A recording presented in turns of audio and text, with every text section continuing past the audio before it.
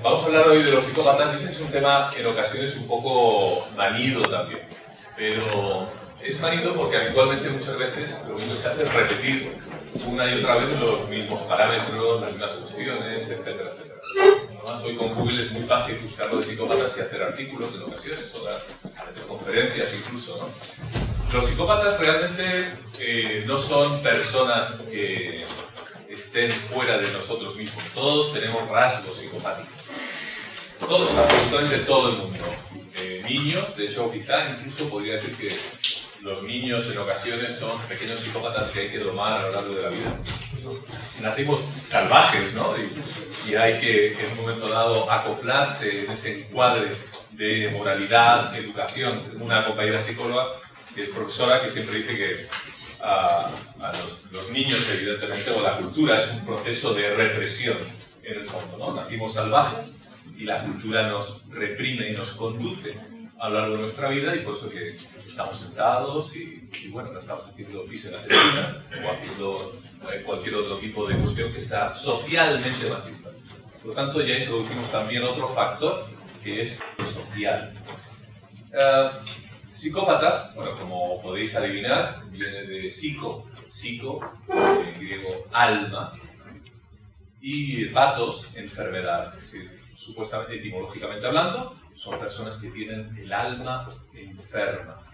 Y veremos realmente, para empezar, si es una enfermedad o no es una enfermedad, y también una distinción importante, la distinción entre sociópata y también psicópata, ¿no? O trastorno antisocial de la personalidad. Muchas veces se entremezcla, el común de los mortales, incluso muchos profesionales desconocen muchas veces las diferencias que hay entre uno y otro, pero sí que las hay y ya veréis que relativamente son importantes.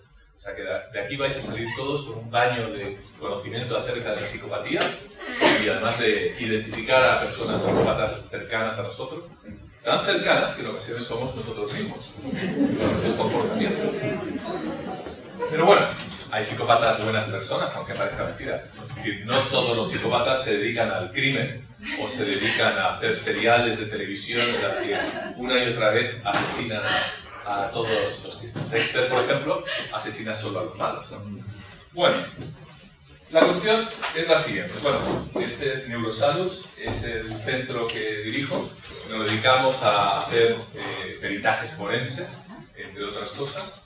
Soy psiquiatra forense. Dedicamos a temas avanzados en tratamientos de depresión, con sustancias que muchas veces son también muy revolucionarias. Tratamos temas también de drogas que son primos hermanos de las depresiones en muchas ocasiones, como alcoholismo, y por qué no decirlo también, muchas personas que también padecen psicopatía, pues también tienen otros rasgos. Es muy importante comenzar esta breve charla diciendo que los psicópatas, no vamos a hablar de los psicópatas como si fuesen personas fuera de nosotros, algo extraño, unos bichos raros que hay que estudiar. Realmente, todos tenemos un poco de todo, un poco de depresivo, tenemos un poco de trastorno antisocial de la personalidad, y tan solo hay que achuchar a la persona para que en un momento dado florezcan estos síntomas, ¿no? Hace años, por ejemplo, estuve en una guerra, la guerra de Bosnia, donde trabajé como médico, y me di cuenta lo fácil que es que afloren nuestros más bajos instintos, que son los instintos psicopáticos, ¿no? Conocí, por ejemplo, a un pediatra en Mostar, que por las mañanas trabajaba de pediatra, pero por las tardes era francotirador, con lo cual disparaba a su vez a los niños. Paradójicamente, muchos de los niños a los que disparaba acababan en su propio hospital en la zona croata, porque había convenios con el ACNUR, Naciones Unidas y cual, que era el organismo para el que trabajaba. Entonces, esto es para una serie también como una película, ¿no? El propio pediatra trataba seguramente en alguna ocasión a alguna de las personas que había herido al otro lado del Neretva, que es el río que, como sabéis, divide Mostar. Bueno, entonces, bueno, vamos con ello, porque además Fernando anda con un poquito de no prisa, pero tenemos el tiempo justo, y no por alargarlo más, además vamos todos a aprender en qué consiste una cuestión de esto. Hay una división entre psicópatas y sociópatas, tiene muchas similitudes, pero ya viendo que tiene algunas características que es importante resaltar, ¿no? Bueno, en primer lugar, vamos vamos a ir dando una vuelta por el cerebro. ¿De dónde viene esta historia de los psicópatas? ¿Quiénes fueron las primeras personas que identificaron estos síntomas a lo largo de la historia, ¿no? El primero de ellos, sin lugar a duda, Philippe Pinel, es un científico, un médico, en aquel entonces no existía todavía la rama de la psiquiatría, pero eran médicos que se interesaban mucho en el comportamiento humano. Philippe Pinel era francés, 1819-1820, dice lo siguiente, ¿no? Acuña un término que es la manía sin delirio, manía sans delirio. Durante varias décadas se utilizó en las facultades de medicina este término. Es una manía en la que la persona no deliraba. ¿Y por qué no deliraba? Pues porque se encontraba realmente adherido a la realidad. Un estado, lo que vulgarmente conocemos como loco. Primera diferencia, cuando hablamos de psicópatas, quizá en la tele, al día de hoy, todavía en el siglo XXI, son numerosas las personas que dicen, por lo que ha hecho, tiene que estar loco. También hay locas, luego lo veremos. En la que no existiría ningún tipo de déficit cognitivo importante. Lo cognitivo y lo volitivo son los dos pilares en la psiquiatría forense. Me explico. La persona, en un momento dado, sabe lo que hace. Y en segundo lugar, es libre para decidir. Esos dos pilares son los que además tienen que ver luego con la imputabilidad o no, aunque realmente eso ya es un proceso legal que excede al psiquiatra o al psicólogo forense. Pero, ¿era libre? Por ejemplo, se encontraba intoxicada, estaba bajo un brote psicótico en un momento determinado, ¿tenía conocimiento de lo que sucedía? O como un paciente que, por ejemplo, que tuve en Córdoba, creía que su padre literalmente era la encarnación de Drácula y afiló un palo de escoba y se lo clavó una intratonía en el corazón. Esto que pasa en las películas en la realidad sucede y en nuestro país tampoco hay que ir mucho más lejos. O bien, ¿es libre para decidir? El director de banco, el que le llaman y le dicen tenemos secuestrada a tu mujer y a tus hijos en casa, tienes que abrirle a mi compinche la caja fuerte. No es libre para decidir, evidentemente. No es imputable. Y el que tiene un brote psicótico no tiene conocimiento de la adherencia a la realidad. Es decir, cognitivo y volitivo. Bien. Tiene, lo que sí ya decía en el siglo XIX, es que tenía una alteración en sus capacidades afectivas, los afectos, los quereres, la empatía. La empatía viene del griego empatis, que quiere decir emocionarse. Luego quizá lo comentemos respecto a la neurología de la empatía, que es muy interesante, esas neuronas espejo que existen en la parte frontal. Algunas de ellas actúan en cuestiones tan básicas, por ejemplo, como el bostezo. Entre paréntesis, lo diré que tiene un factor genético. En familias en las que cuando ves a otro bostezar, te da por bostezar, muy probablemente tus hijos, tus ancestros, también bostezasen. Un pequeño detalle neurológico que tiene que ver con esas neuronas que producen esa empatía, esa emoción al ver algo. Por tanto, las capacidades afectivas, ya en el siglo XIX decían, a esto les fallan los afectos, ¿no? La ausencia total de empatía y esa frialdad emocional. Luego veremos que no estaba totalmente acertado. Yo por lo menos no estoy de acuerdo en lo de las emociones en su totalidad. Luego quizá explicaremos el porqué. Porque los psicópatas también sienten. Lo que sucede es que sienten, o más bien, en un momento dado, interpretan sus sentimientos o le dan otro rédito. Pero eso lo veremos después. No es que sean simplemente fríos y se queden impávidos. De hecho, muchos disfrutan de lo que hacen. Luego James Coles Pritchard, que también es del siglo XIX, en su tratado sobre la insanidad y otras enfermedades que afectan a la mente, habló de locura moral. Locura moral introdujo otro concepto, la moralidad. La moralidad como un bien social, ¿no? Bien. Ningún tipo de autocontrol, no es totalmente cierto para nada. Se refería él a una serie de psicópatas que seguramente habría conocido, pero sí que tienen en un momento dado autocontrol. Y ya veremos también el porqué. Una furia abstracta, sanguinaria, bla, bla, bla, bla, y propensión a los actos violentos. Evidentemente se refería particularmente a los psicópatas de ámbito carcelario, no necesariamente a otra psicopatología y a otro perfil de psicópata, ¿no?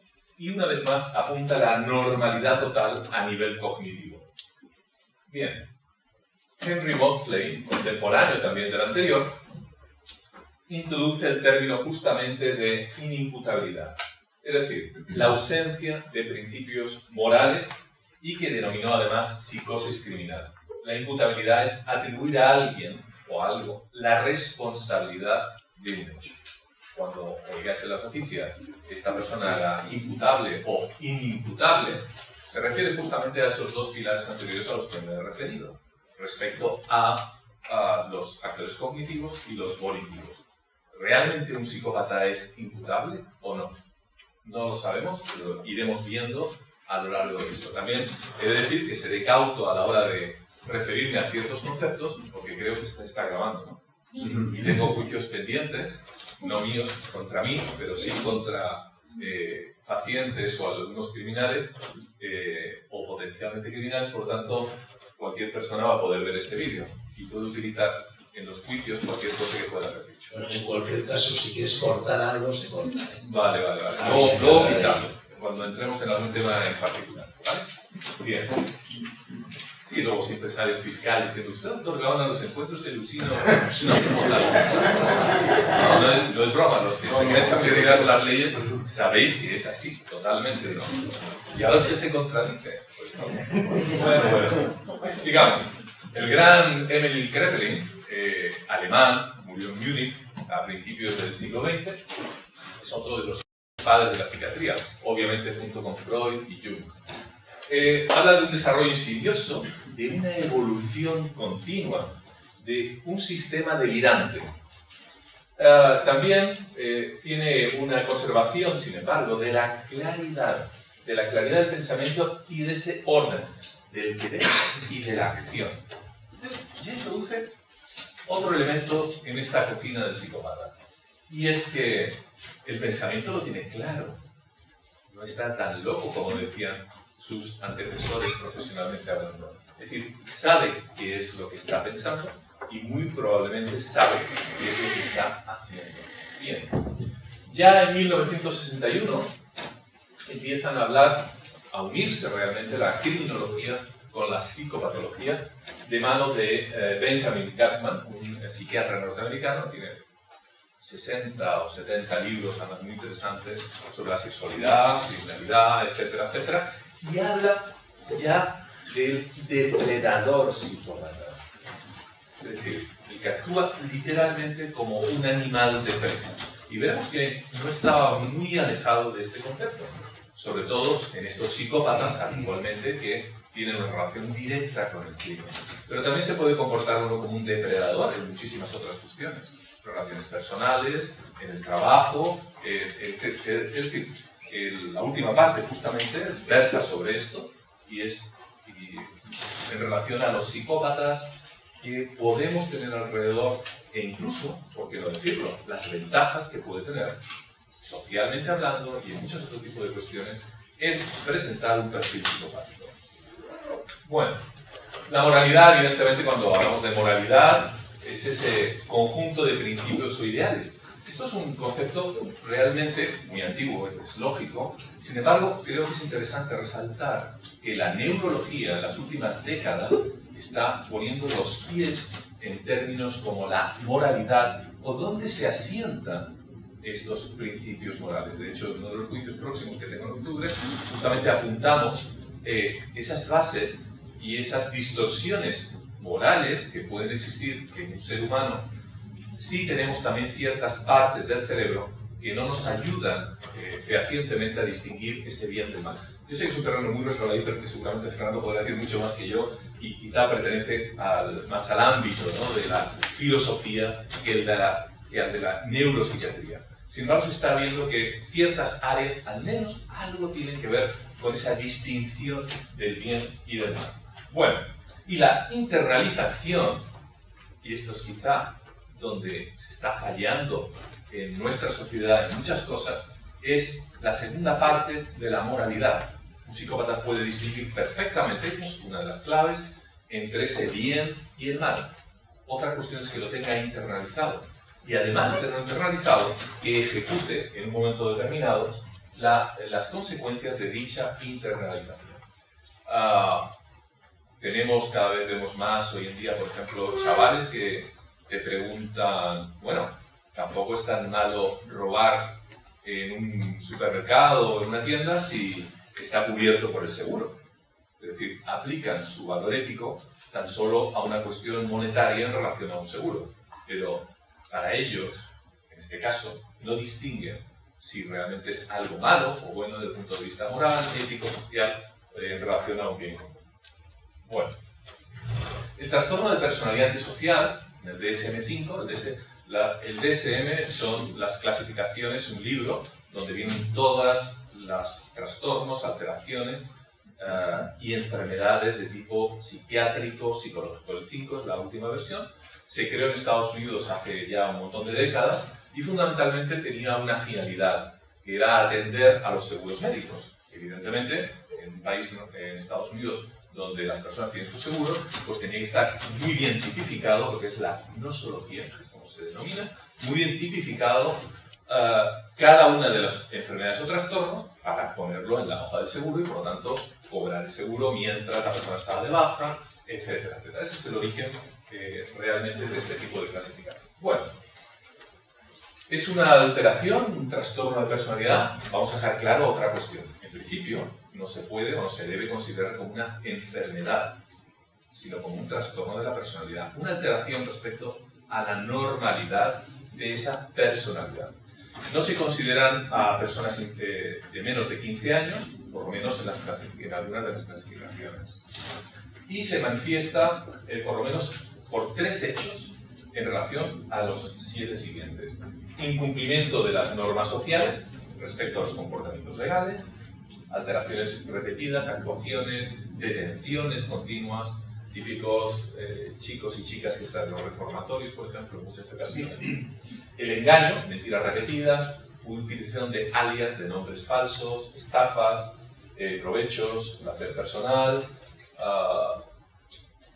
impulsividad o fracaso para planear con antelación, la irritabilidad y agresividad, peleas, agresiones físicas repetidas, desatención imprudente de la seguridad propia o de los demás, personas que aceptan tomar riesgos de manera continua, y particularmente físicos, irresponsabilidad constante, son personas que habitualmente muchas veces son inteligentes, algunos incluso tienen una inteligencia superior a la media, aunque también es en parte un mito de que los psicópatas necesariamente son más inteligentes que la media, pero bueno, a pesar de ello y de tener ciertas habilidades sociales, no son capaces de mantener un trabajo. Necesitan del trabajo, en ocasiones consumen tóxicos, tienen problemas de alcohol, son inteligentes, pero no son capaces de responder a lo que se espera de ellos, ¿no? Y la ausencia de remordimientos. Antes he dado un pequeño ejemplo con una cosa banal de un supermercado, pero habitualmente esto es un proceso, ¿no? Si con 15 años no tienes ningún remordimiento con lo que robas en un súper, quizá es probable que cuando tengas 25 o 30, etcétera, eso haya evolucionado y habitualmente a peor. Bueno, tenemos una serie de test, por ejemplo, la semana pasada le pasé un test, el PCLR, es una lista revisada en verificación de psicopatías, que tiene 3 dimensiones. La primera de ellas es una dimensión interpersonal, una dimensión afectiva y un estilo de vida. Son 20 preguntas, se contestan de 0, 1 y 2 y tú vas sumando puntos. Parece un test del Cosmopolitan, pero bueno, está validado como para poder distinguir en un momento dado aquellos casos de psicopatía, si llega a 30, supera los 30 puntos, etcétera, etcétera. Bueno, por ejemplo, el factor interpersonal, tampoco vamos a ir uno a uno examinándolos, pero lo podéis leer quizás de la distancia. Una persona locuaz, encanto superficial, sentido grandioso, mentir habitualmente, es astuto, manipula a los demás, una persona fría, no tiene sentimientos de culpa ni arrepentimiento, La persona es autoaplicable, lo puedes pasar en un momento dado, lo puedes aplicar y te va diciendo, pues, esto es muy frecuente, esto no es frecuente, etcétera, etcétera. Bueno. Una dimensión afectiva, tiene tendencia al aburrimiento, estilo de vida parasitario, suelen vivir de terceros, carecen de autocontrol, problemas de conducta precoces. Es decir, es habitual ver a niños ya que tienen conductas psicopáticas, no es tan extraño. De hecho, no sé si también me recuerdo una película canadiense, El niño que gritó puta. hace unos 15 o 20 años, es justamente acerca de un niño psicópata que además altera las relaciones de su madre divorciada, con los nuevos ligues que tiene, rompe las cosas, etc. Un desastre de niño. Irresponsable, estuvo involucrado en un problema de delincuencia juvenil, ha llevado a revocar su libertad condicional, conducta sexual promiscua, relaciones afectivas suelen ser muy cortas, etc.